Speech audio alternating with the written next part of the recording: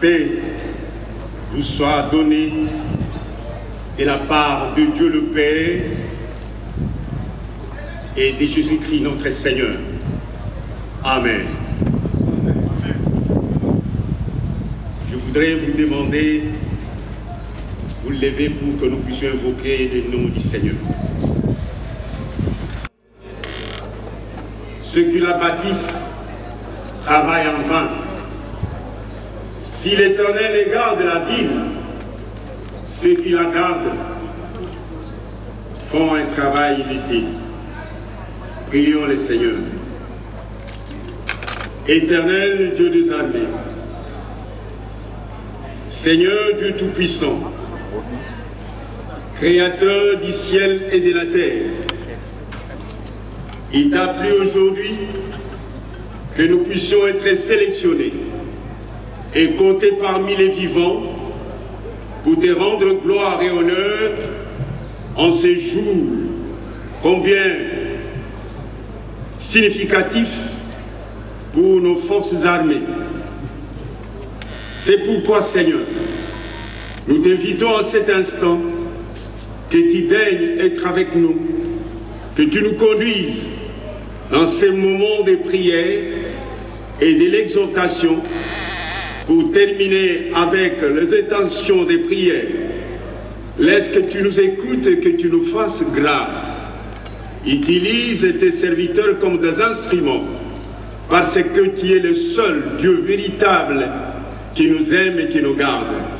Seigneur, je te présente cet auditoire, tes serviteurs, tes servantes qui ont abandonné momentanément les activités pour venir en ces lieux et te rendre gloire. Sois élevé, sois glorifié dans le nom précieux de celui qui vit, qui règne, Jésus-Christ de Nazareth. Ce soir. Nous voulons chanter.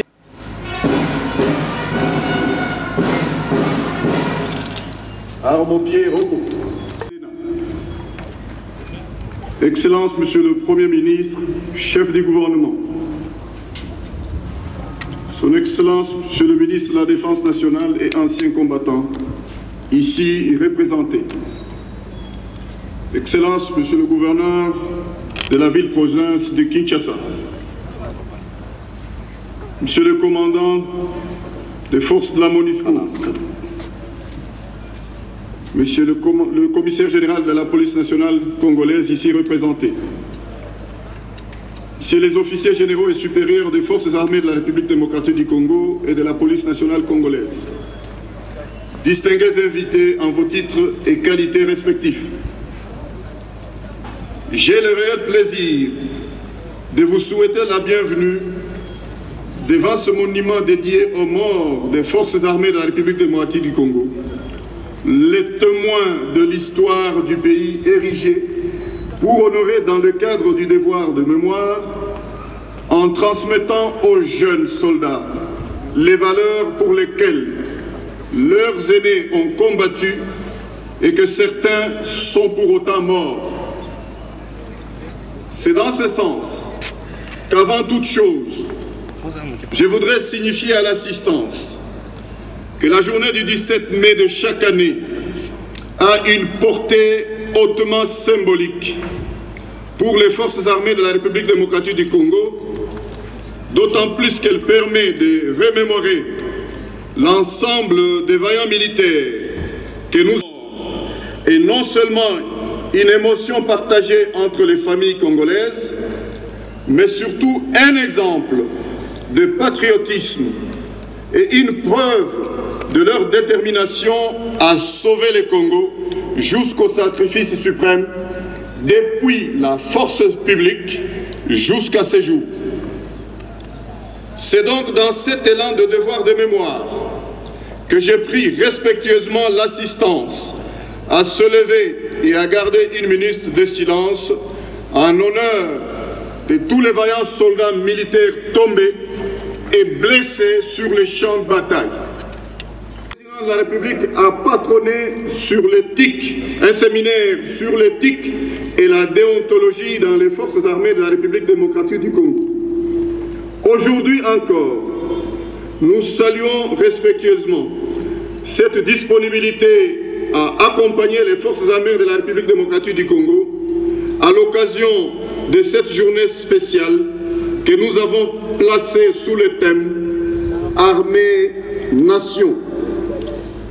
Tout en rendant un vibrant hommage au président de la République, chef de l'État et commandant suprême des forces armées de la République démocratique du Congo, qu'il me soit permis, au nom de tous les membres des forces armées de la République démocratique du Congo et au mien propre, de réitérer au chef de l'État notre serment, je dis, ne jamais trahir le Congo. Honorable président du Sénat, permettez-moi une fois de plus que je profite de cette occasion pour rappeler à tous les membres des forces armées de la République démocratique du Congo que si l'État se définit comme un ensemble des institutions qui exercent l'autorité souveraine sur l'ensemble du peuple congolais et de son territoire, il est indiqué de souligner que l'armée est le socle même de cette autorité. Lors de sa dernière adresse aux participants du séminaire sur l'éthique et la déontologie, le commandant suprême des forces armées de la République démocratique du Congo a souligné que la survie du pays repose absolument sur son armée. Il est donc de notre devoir de prendre collectivement conscience de cette responsabilité, exigeant de nous un sursaut d'oubli de soi et de sacrifice au profit du peuple congolais, pour pouvoir construire des valeurs de consolidation de notre choix de la relation armée-nation. Mieux encore, des valeurs où l'armée est entièrement dévouée à la cause du peuple. Honorable président du Sénat, c'est d'ailleurs pour cela que la deuxième étape de la journée de l'armée, que les forces armées de la République démocratique du Congo ont organisé de ce mardi 17 au vendredi 20 mai, une journée porte ouverte en vue de concrétiser et de consolider cette estimée relation entre l'armée et le peuple à travers des stands construits dans l'enceinte de l'état-major de la force aérienne à l'aéroport d'Ndolo. Dans ces stands, les forces armées de la République démocratique du Congo se sont imposé le devoir d'expliquer au peuple ce que les militaires font quotidiennement et son bénéfice sur le territoire national, et de manière particulière dans les différents fronts opérationnels.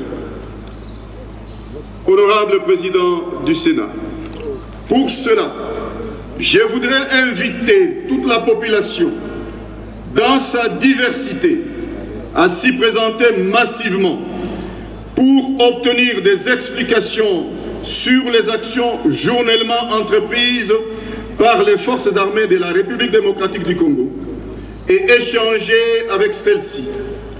Le but de cette journée porte ouverte est d'obtenir une adhésion massive de la population à l'action de leur armée et à leur sécurité, et partant aussi au développement. De telles séances seront désormais ouvertes dans toutes les grandes agglomérations du pays où cela serait nécessaire. Que vive la République démocratique du Congo, que vive les forces armées de la République démocratique. Militaires de forces armées de la République démocratique du Congo. Notre devise, ne jamais trahir le Congo. Militaires de forces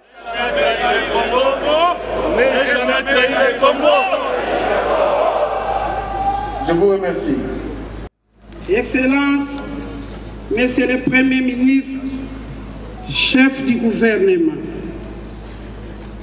Monsieur le chef d'état-major général des FARDC, Monsieur le commissaire général de la police nationale congolaise, Monsieur le gouverneur de la ville de Kinshasa, Mesdames et Messieurs les officiers généraux, supérieurs et subalternes, sous-officiers, caporaux, soldats et matelots de FARDC. Mesdames et Messieurs les ambassadeurs et membres des corps diplomatiques, distingués invités à vos titres et qualités respectifs. C'est avec un grand plaisir que je prends la parole au nom de toute la communauté militaire pour vous souhaiter la bienvenue au mémorial du soldat congolais. Honorable Président du Sénat, il n'y a pas grand amour que celui de donner sa vie pour les siens et surtout celui de savoir que son supplique ne pourra être identifié un jour.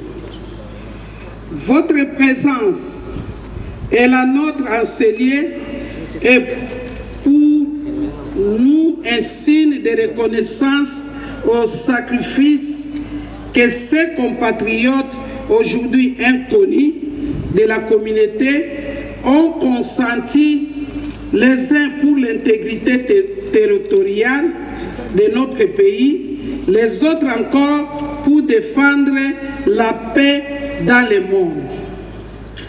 Tabora, Gambela, Asosa.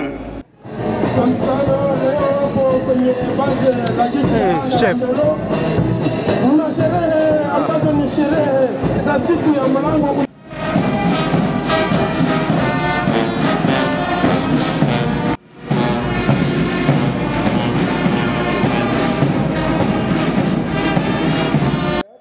Sous le thème Lieu Armée-Nation.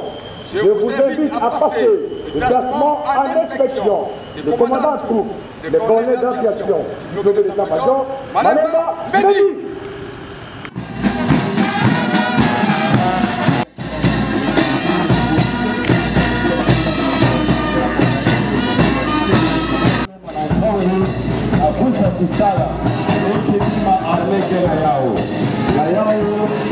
De voler aux forces armées qui découlent de la loi et nous les appliquons. Et dans l'application, il y a l'organisation et le fonctionnement de l'armée. L'état-major général, les forces, il y en a 3, forces terrestres, forces aériennes, forces navales. Quand vous allez faire le tour, vous verrez, chaque force est une structure, chaque force est un stand. Comme nous ici, c'est la communication, service de communication et d'information des forces armées, c'est ça notre stand. Et toutes les photos que vous voyez derrière moi, c'est des photos du théâtre. Le service de communication et d'information est déployé sur l'ensemble du pays, dans les zones de combat et dans les provinces où, évidemment, c'est du matériel de chez nous. Hein. Ouais. Et alors, nous faisons ces photos dans les zones très difficiles, arides. Et nous voulons vous montrer pendant la pluie. Pour vous protéger, nous affrontons toutes ces adversités-là. Et nous faisons ces photos, nous les amenons, y compris les images que vous allez voir ici. On est en train de monter l'écran géant. Vous verrez des images que vous n'avez jamais vues nulle part. Dans ces images-là, on vous montre comment nous travaillons, qu'est-ce que nous faisons, quelles sont nos difficultés. Vous verrez des images des militaires blessés mortellement, morts. Vous allez le voir ici. Et dans quelles conditions, vous allez le voir. C'est-à-dire, on vous présente nos succès, mais également nos écueils. On n'a rien à vous cacher, parce que c'est vous notre employeur. Mais vous, médias, vous êtes partenaires, notre partenaire fidèle, précieux partenaire. Vous allez nous aider à expliquer à notre population cette armée-là, l'unique dont dispose la RDC, c'est cette armée qui fait sa pluie et le beau temps. C'est cette armée qui connaît des victoires, mais qui connaît également des écueils. On est humain. Voilà. Et justement, en général, puisque vous en parlez, vous parlez de service de communication de l'armée. FARDC, mais des fois la population congolaise, surtout celle qui habite ici dans la capitale de Kinshasa, c'est plein des informations erronées qui sont parvenues, par exemple pour ce qui s'est passé dans ce pays, surtout pour les massacres, etc. Qu'est-ce que vous, comme chef qui chapeautez les services de communication de FARDC, quels sont les moyens que vous comptez mettre en place pour garantir une bonne communication qui est censée être donnée à cette population? Je suis même étonné que vous posiez une question pareille. Je ne voudrais pas vous demander votre âge, mais dans ce pays, est-ce qu'il y a quelque temps, il était possible que je me mette devant vous pour vous parler? Est-ce qu'il était possible que la grande muette, ainsi appelée dans le monde entier, puisse devenir le grand bavard? Mais aujourd'hui, on le fait. Des deux, je vous ai dit que nous sommes la structure de communication et d'information des forces armées, que nous sommes déployés au sein des forces armées sur l'ensemble du territoire national. C'est déjà un mécanisme de récolte, de traitement et de dissémination de la meilleure information. Je vous ai dit, et je vais le confirmer, vous avez accès à la source officielle. Il n'y a pas de tabou. Cet homme-là, c'est le colonel Batabombi qui est mon adjoint. Il est chargé de l'administration logistique. Le service de communication et d'information déploie les hommes sur le terrain. Pour quelles raisons? Exécuter 4 missions. Appui aux opérations, couverture des activités, de l'activité militaire et sécuritaire dans les installations, à caractère militaire dans les installations de forces armées et en dehors. Éduquer, former et divertir les militaires et leurs familles. N'est-ce pas? Et aussi gérer le musée, tout ce qui est lié à l'objectif de l'armée. Ces 4 missions se déclinent à travers les départements. Nous en avons 5. Presse écrite, audiovisuelle, nouvelles technologies de l'information, ressources humaines et guerre psychologique. C'est des mécanismes mis en place pour pouvoir communiquer. Nous avons chez nous un mécanisme, une structure installée, vous la verrez ce soir, ou tout au moins plus tard demain, de la cybercriminalité. Vous m'insultez, il n'y a pas de problème. Nous avons votre numéro, nous avons le lieu où vous avez émis votre message. Aujourd'hui même, la machine reçoit et enregistre. À 17 h, nous savons qui vous êtes, où vous logez, où vous habitez. Le lendemain, nous vous cherchons, nous vous disons, c'est vous. Vous avez fait ça. Et dans le cadre des états généraux de la presse, nous nous sommes dit que nous devons jeter le vieil homme pour revêtir le nouvel homme. C'est-à-dire faire le métier que l'on a appris. En tout cas, moi, j'ai terminé en journalisme. À l'ISTI, vous n'étiez pas encore né. J'ai terminé là-bas. Et je suis retourné là-bas, j'ai fait ma thèse de doctorat là-bas maintenant. Alors, quelqu'un qui n'a pas appris et fait ses études-là, qui vient dans la profession parce qu'il a échoué partout où il est allé, ou il ne peut pas faire ce métier, autre métier, il croit qu'il y a du coupage, je vais aller là-bas pour salir cette profession et donc devenir mouton noir. Cet homme-là, quand il vient, croyez-vous qu'il doit respecter l'éthique et la déontologie journalistique? Je suis chez moi au bureau, hein, il est là. Les gens nous écrivent, hein. Nous sommes journalistes, nous venons chez vous, nous voulons vous donner des prix d'excellence. Il dit oui, nous avons fait quoi? Ah, parce que vous avez fait ça. Il dit mais non, on ne meurt pas là pas pareil. Lui et moi et les autres, quand nous faisons ce travail-là, ce n'est pas Kassonga, ce n'est pas Batakon, c'est l'armée qui a fait le travail. Et l'armée, quand elle fait ce travail, elle le fait au peuple, elle fait au nom du peuple congolais. Et l'armée est commandée par le commandant suprême. Mon général, justement, quelle est la symbolique finalement de... Et nous avons commencé à parler des types de véhicules que vous avez. Hein? Tous les véhicules que vous avez là, c'est des véhicules que nous avons.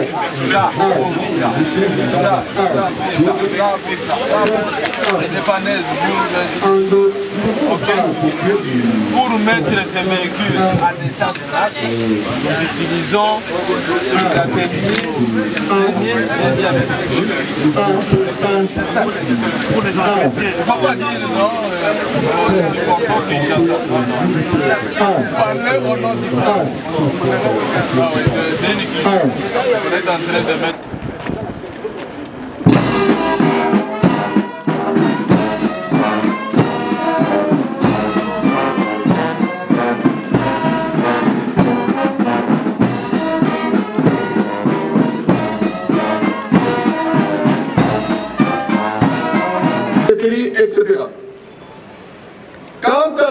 coopérative militaire, entre parenthèses mutuelle d'entraide et de crédit, c'est une structure de microcrédits au profit des membres actifs et inactifs des forces armées de la République démocratique du Congo, qui auront à compter dans différentes spécialités, qui seront formés dans les différentes académies pour répondre aux besoins de la défense collective, sans oublier la reconversion des militaires en fin de carrière procédant une spécialité et les démobilisés qui vont suivre chacun une formation adaptée en vue d'une prise en charge par l'État congolais jusqu'à la fin de leur jour ici-bas sur terre.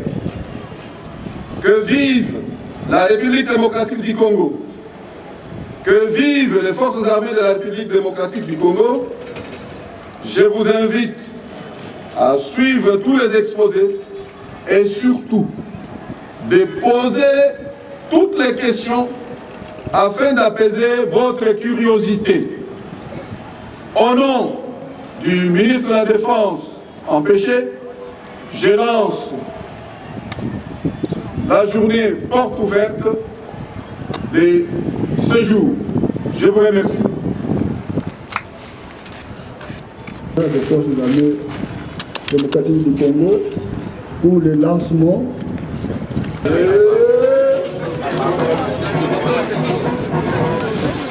Merci.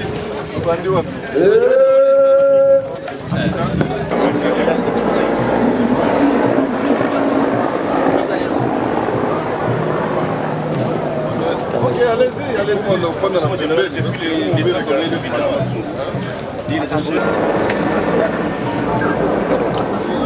Hey, univers.